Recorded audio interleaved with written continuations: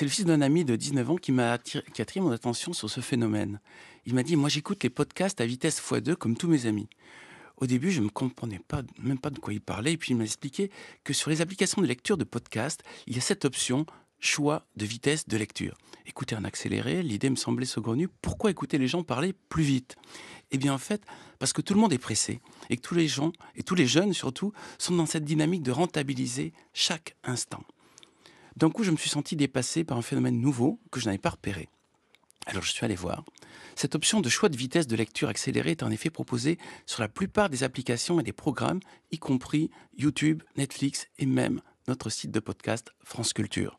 Pour ne pas mourir idiot, j'ai testé sur des sketchs comiques et sur des conférences scientifiques. J'ai même testé votre humeur du matin, Guillaume, qui du coup est passé de 2 minutes à 1 minute.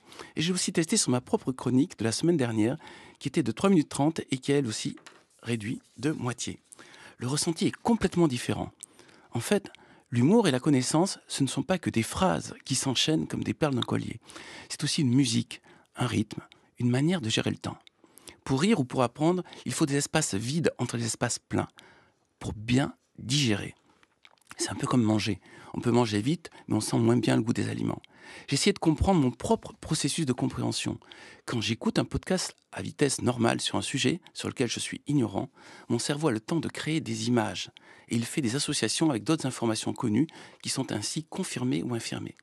Alors je me pose la question, comment mon cerveau peut-il accomplir le même travail en doublant de vitesse de réception? Eh bien, peut-être, Bernard, parce que le cerveau s'adapte et fait ce pourquoi on le sollicite.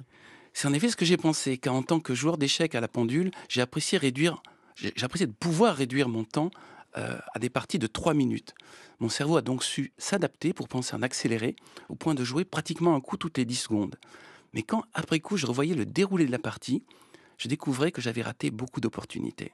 De même, j'ai pu voir qu'il y avait des gens qui performaient dans la lecture rapide. Nous avons par exemple en France Kamel Kajout, qui a remporté le titre de champion du monde de lecture rapide en 2022 et qui est capable, écoutez bien Guillaume, de lire un livre de 300 pages en 15 minutes. Il donne comme conseil de bien respirer et de suivre avec le doigt. En fait, la lecture rapide est devenue une sorte de sport. Et vous, Bernard Werber, quel lecteur êtes-vous? On imagine souvent que les écrivains lisent vite. J'écris vite, mais je lis très lentement. J'ai besoin de visualiser chaque scène et d'entendre les voix des personnages. 300 pages, il ne faut pas 15 minutes, mais 15 jours. Et encore, je ne suis même pas sûr de tout finir dans ce temps. Quand j'arrive au moment du suspense le plus fort, je ralentis pour me frustrer et augmenter mon plaisir de découverte. Alors cette conversation avec le fils de mon ami qui m'a annoncé l'apparition d'une génération de jeunes lisant et apprenant à vitesse x2, moi cela m'a donné envie de faire l'inverse. Faire les choses encore plus lentement pour intégrer les informations encore plus profondément. Mon père disait: ralentis, tu iras plus vite. De fait, je suis convaincu de ce paradoxe, on réussit mieux lorsqu'on prend du temps pour s'appliquer.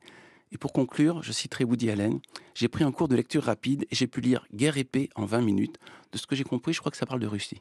Merci beaucoup, Bernard Werber. On retrouve votre chronique, votre billet en forme de billet sur le site de France Culture et sur l'appli Radio France.